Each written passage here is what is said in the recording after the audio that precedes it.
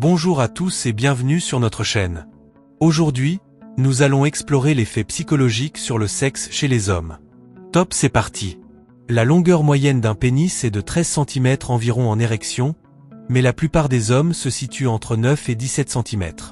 Si vous vous situez en dehors de ce cadre, vous n'êtes pas, soyons clairs, pour autant anormal, mais vous vous situez simplement dans un spectre légèrement plus grand ou plus petit. La plupart des femmes disent que ce n'est pas tellement la taille ou l'épaisseur de la verge qui les intéresse mais l'usage que leur mari en fait.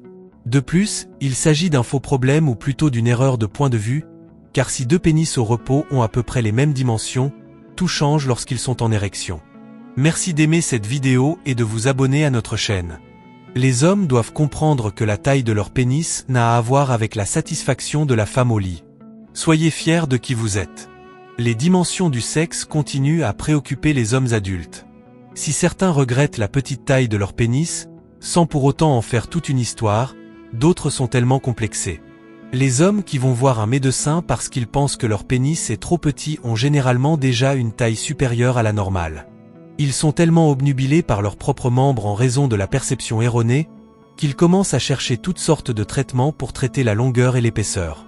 Le fait que certains hommes tendent à compenser la taille de leur pénis en conduisant des voitures luxueuses, puissantes et rapides est un cliché largement répandu, débattu depuis longtemps par des psychologues et des théoriciens de l'évolution. Pour la première fois, une équipe de chercheurs britanniques prouve que ce lien repose bel et bien sur une vérité psychologique. Des recherches en psychologie montrent que les nombreuses études sur les caractéristiques corporelles qui correspondraient à la longueur du pénis sont absurdes. Dans une enquête réalisée en 2006 sur l'Internet auprès de plus de 52 000 hommes et femmes hétérosexuels, 85% des femmes se sont déclarées entièrement satisfaites de la taille de leur partenaire, alors que 55% seulement des hommes se sont dit satisfaits. Cette enquête a révélé que près de la moitié des hommes qui considèrent leur pénis comme moyen préféreraient tout de même un plus grand membre. Même certains des hommes qui avaient et déjà décrit leur membre comme étant au-dessus de la moyenne voulaient qu'il soit encore plus grand. La puberté est une période difficile pour les garçons, car elle se déroule à des vitesses différentes pour chacun. L'un peut avoir déjà atteint la pleine puberté tandis que l'autre est encore complètement prépubère. Il arrive qu'un ex-partenaire vous dise que vous avez un petit sexe, à tort ou à raison. Ce genre de déclencheur peut amener les hommes à se demander s'ils sont normaux.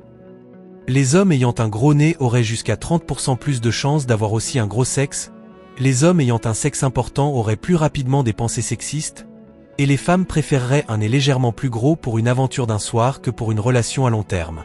L'activité sexuelle est généralement moins éprouvante qu'une activité physique moyenne ou intense.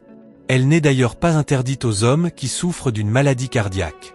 L'éjaculation se produit lorsque les nerfs stimulent les contractions musculaires dans les organes reproducteurs masculins. Vésicule séminale, prostate et canaux épididymaires et déférents.